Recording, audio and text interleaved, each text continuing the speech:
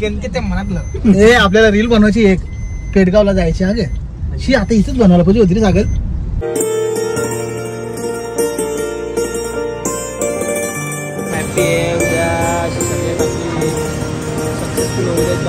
भरपूर 50 किलोमीटर पर्यंत रूम शोधले पण आम्हाला रूम काय भेटला नाही. शेवटी आम्ही गाडीत येऊन झोपलोय.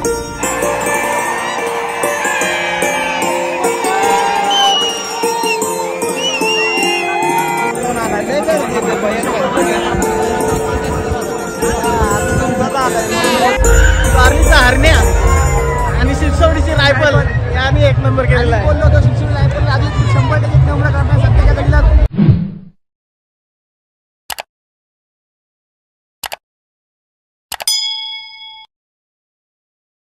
चला नमस्कार मंडळी. पेडगावला जायची खूप इच्छा होती शर्यत बघायला, कारण पेडगाव असा मैदान आहे जो डोंगरावरून ही आनंद घेता येतो आणि तो आनंद आपल्याला घ्यायचा आहे. सो त्यासाठी आपण पेडगावला चाललेलो आहे शर्यतीना, शर्यत बघायला 3 फेऱ्यांची. तो सगळी तयारी झालेली आहे. इकडे पाठीमागे बॉक्स वगैरे ठेवलेले आहेत, पाण्याचा बॅग वगैरे. आता बाकीचे लोक मानपाड्यावरती थांबलेले आहेत. जयदीप येतो बेतोड्यावरून, तो आला की आपण लगेच निघूया पेडगावच्या दिशेने. चला. अरे जेवायला घ्यायचं तर जरा नीट घ्यायचं नाही, असं टाकीत कशाला घ्यायचं. चापट्या किती द्याल तुम्ही. अरे टाइमपास निवाल तुम्हाला हे कोणी काही. चला फायनली आम्ही निघालोय. कुठे झालं आपण.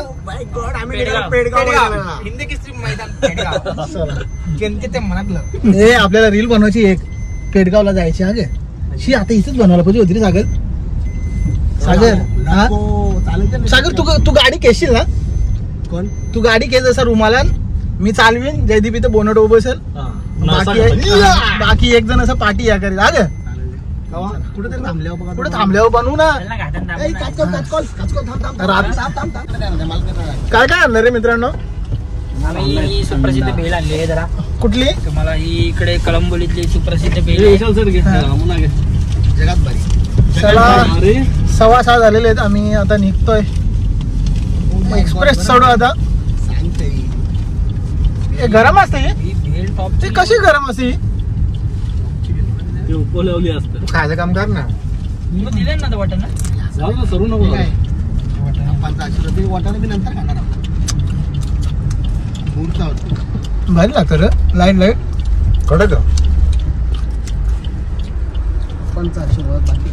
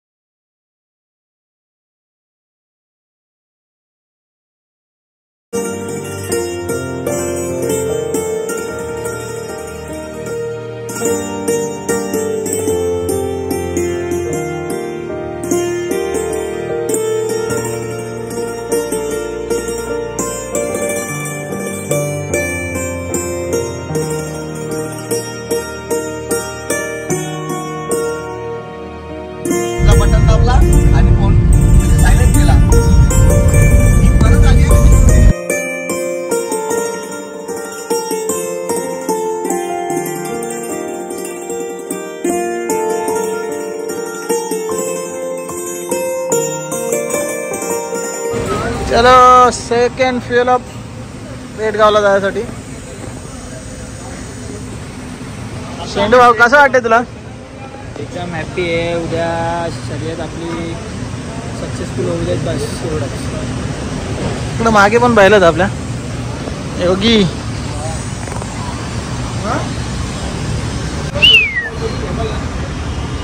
योगी आणि शुगर.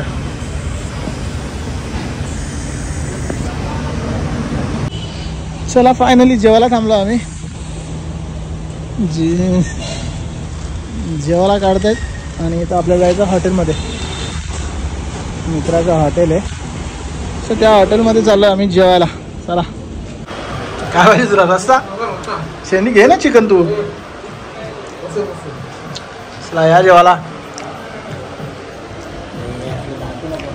जी प्रतिक्रिया विचारूया त्यांना काय वाटतंय आणि एकंदरीत कसं वातावरण आहे पेडगाव. उद्याच्या मैदानासाठी शुभेच्छा देतो.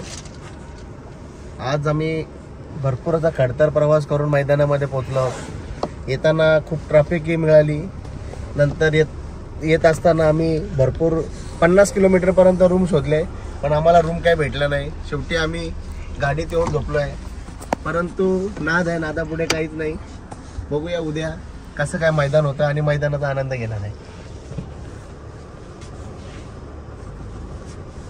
बाकी कसं तर वाटतंय आता गाडी? एकंदरीत आम्ही आता सर्वजण इथे झोपलोय, तुम्ही बघू शकता गाडीमध्ये.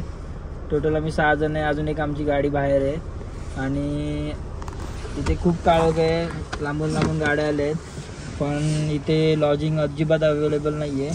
त्यामुळे आता आम्हाला गाडीमध्ये झोपून प्रवास करायला लागतोय. या भोसरीच्याला समजत नाही की लॉजिंग बांधायची.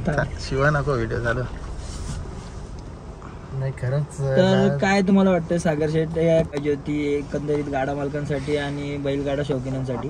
एकंदरीत माझ्या मते तरी पुसेगाव सारख्या ठिकाणी जिकडे चांगल्या प्रकारे पेडगाव नाही, इथून पुसेगाव जवळ आहे, तिथे चांगल्या प्रकारे काय मंगल कार्यालय वगैरे आहेत. तर पेडगाव कमिटीने तिथे काहीतरी अशी त्यांना सांगून व्यवस्था करायला पाहिजे होती, जेणेकरून जे लाखोच्या संख्येने प्रेक्षक आलेले आहेत, चाहते आले आहेत बैलगाड्या शर्यतीचे, त्यांची व्यवस्था झाली असती. कारण पावसाळे दिवस असल्या कारणाने माणूस बाहेरही झोपू शकत नाही आणि थोडा तरी आराम पाहिजे. एक 300-400 किलोमीटरचा प्रवास करून आल्यानंतर मला असं वाटत होतं की इथे थोडेफार हॅलोजनची आणि लाईटची व्यवस्था केली पाहिजे होती एकंदरीत मैदानामध्ये. आणि खूप गाड्या अशा लांबून लांबून आल्यात आणि इथे अजिबात लाईटची पण व्यवस्था नाही आहे आणि एकंदरीत खूप काळोख असल्यामुळे सर्व गाडा मालकांची गैरसोय होते आणि त्यामुळे पेडगाव कमिटीने हा जर एक निर्णय घेतला असता तर इथे थोडी गाडा मालकांची गैरसोय झाली नसती आणि सर्वांना थोडी मुभा मिळाली असती झोपण्यासाठी किंवा त्यांची बैल वगैरे बांधण्यासाठी. नक्कीच हॉलिजन किंवा मंडपचं असं काहीतरी व्यवस्था पेडगाव कमिटीने करायला हवी होती. कारण अखंड महाराष्ट्रातल्या सर्व जनतेच्या मनातलं हिंदकेसरी मैदान आहे आणि आज आपण पाहता लाखोच्या संख्येने प्रेक्षक आलेले आहेत. मुंबई, सातारा, कराड, पुणे सोडता अखंड महाराष्ट्रातून, कोकणातून सुद्धा लोक आलेली आहेत. तर थोडी व्यवस्था केली असती तर प्रेक्षकांना अजूनही बरं वाटलं असतं आणि त्यांची सोय झाली असती. आज जी गैरसोय होती ती झाली नसती.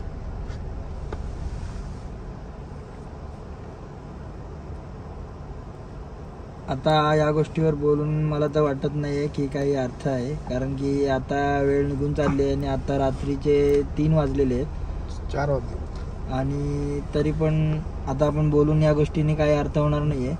तर पुढच्या वर्षी तरी पेडगाव कमिटीने एक योग्य निर्णय घेऊन येणाऱ्या लांबून येणाऱ्या गाडा मालकांसाठी आणि बैलगाडी शौकीनांसाठी काहीतरी सोय करावी अशी माझी इच्छा आहे. तर तुम्हाला काय वाटतंय?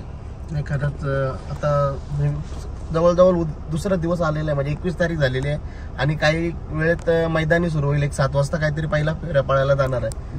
तर माझी पेडगाव कमिटीला विनंती आहे की त्यांनी पुढच्या वर्षी जे बैलगाडा शौकीन आहेत किंवा बैलगाडा मालक आहेत त्यांच्यासाठी एक उत्तम सोय करून ठेवायला पाहिजे. तर चालेल. आता सकाळी 7 वाजता मैदान सुरू होईल. बघा इथे तुम्ही सगळ्यांना पाहू शकता काय सिच्युएशन आहे आमची. झोपायला तर मिळत नाहीये. कमीत कमी 30 ते 40 किलोमीटर अंतरावर उलटसुलट आम्ही म्हणजे तिन्ही साईडनी बघून आलो लॉजिंग, पण कुठेच रूम्स अवेलेबल नाही आहेत आणि एकंदरीत या एरियामध्ये जास्त रूम्सही नाही आहेत. 3 ते 4 एक लॉजिंगमध्ये रूम्स आहेत अवेलेबल आणि त्याही ऑलरेडी फुल झालेले आहेत. आम्ही इथे 10:30च्या सुमारास पोचलेलो तरी पण आम्हाला रूम नाही भेटली आहे, म्हणजे तुम्ही बघू शकता. तर असं सगळ्यांना सांगू इच्छितो की पुढच्या वर्षी येताना पहिलेच प्रिपेअर करून या की कुठे राहायचं आहे, कुठे आपल्याला बैल बांधायचे आहेत, या गोष्टीची सगळ्यांनी काळजी घ्या आणि नंतर पुढच्या वर्षी या. धन्यवाद. टाकतो आता ब्लॉग. हा लाईव्ह दृश्य आहे रात्रीचा. इकडनं समोरनं गाड्या येतील अशा आणि हा पेडगावचा डोंगर आहे जो की दिसत नसेल सध्या. लाईट पडल्यानंतर दिसतो थोडा थोडा.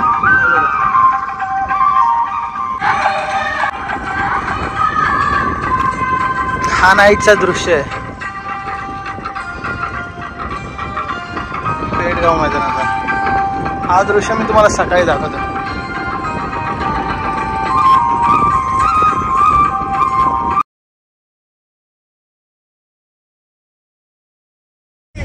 गुड मॉर्निंग, सुप्रभात मंडळी. चला तर आपण आलो पेडगाव मैदानाला शर्यती बघण्यासाठी आणि शर्यतींचा आनंद घेऊया आज. कारण हा मैदान बघण्याची खूप इच्छा होती आणि टेकडीवरतून बघण्याची तर जास्त इच्छा आहे आपल्याला, म्हणून टेकडीवरती जाऊन एन्जॉय करूया आपण.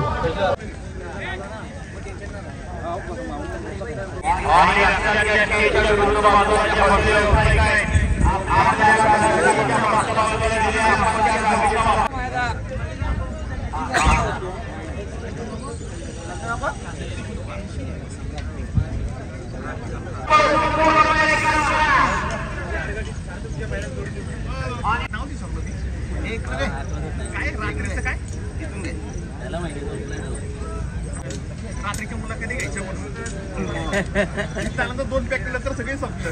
काहीच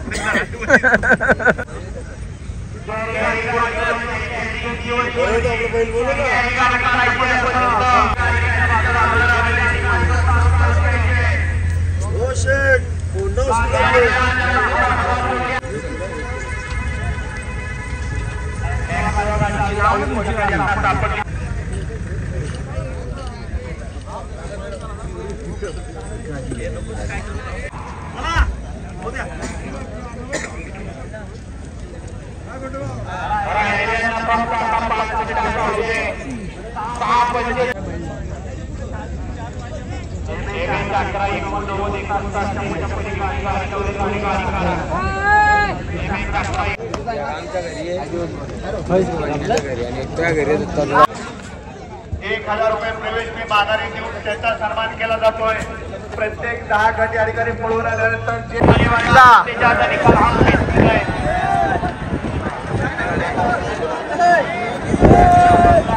कार्यक्रमांच्या मैदानातला 48 सुट्टा आणि 48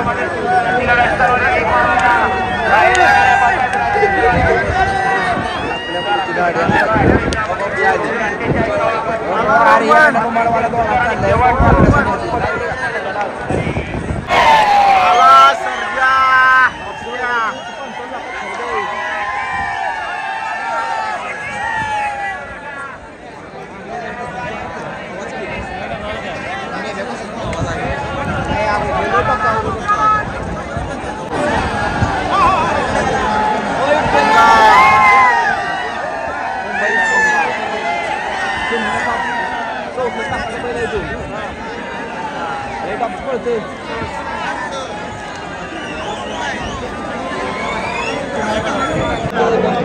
चला, पावसाला सुरुवात झालेली आहे. वरुण राजाचं आगमन झालेलं आहे पेडगावच्या मैदानात. फुल पब्लिक आहे.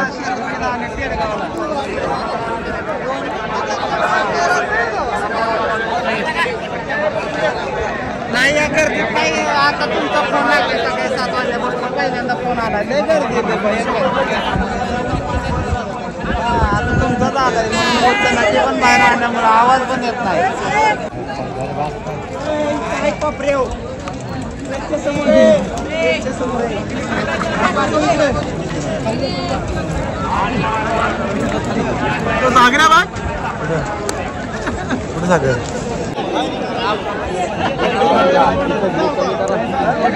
मथुर आणि बकासूर खाली चालल्यामुळे एवढी गर्दी मैदानामध्ये.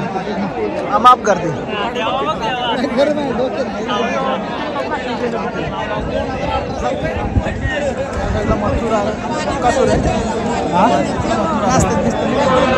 काय घालते पब्लिक कमी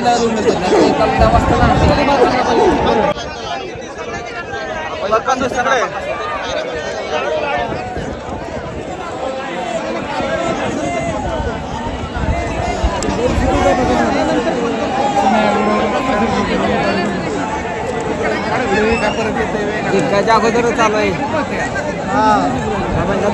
खाली पब्लिक गेला असतं ना, सगळे पब्लिक गेला असतं माझं. एक जण खाली गेला असतं ना.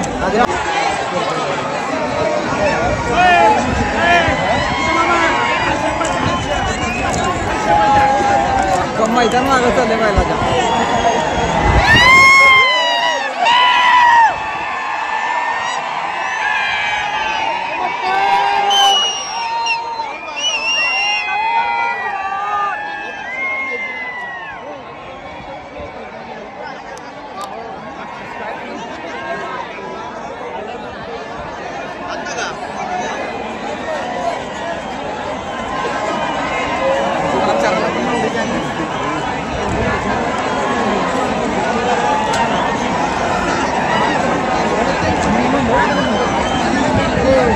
डोकर खाली झाला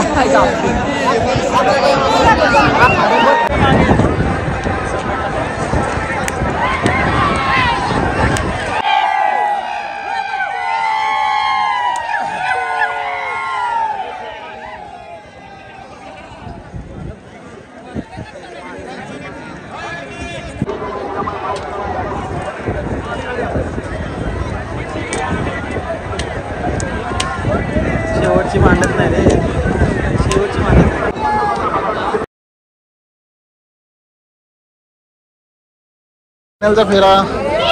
फायनलचा फेरा बघण्यासाठी आम्ही थांबलेलो आहे पेडगावचा.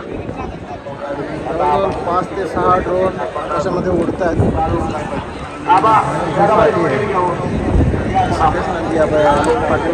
मथुर सुद्धा फायनलमध्ये पात्र झालेले आहे.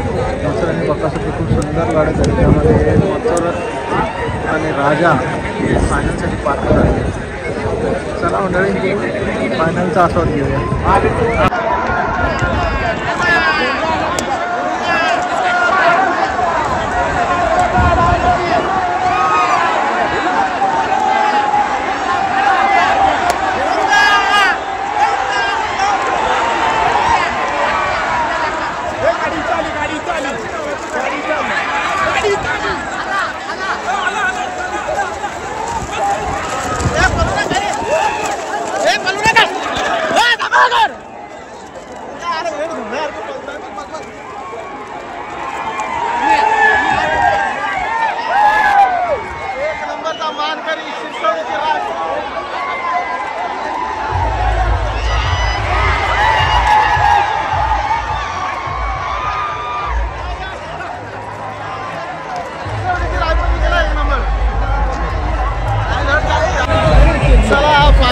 फायनलचा फेरा बघितलेला आहे आणि घराकडे निघतो आता आम्ही. कारण एका फेऱ्यासाठी जवळजवळ 2 तास थांबलो आम्ही. आता घरी निघतोय. वारलीचा हरण्या आणि शिरसवडीची रायफल याने 1 नंबर केलेला आहे. बोललो होतो शिक्षण रायफल आधी 100% 1 नंबर करणार. सध्याच्या घडीला 1 नंबर फॉर्मला असली शिक्षण रायफल. मागच्या महिन्यामध्ये सलग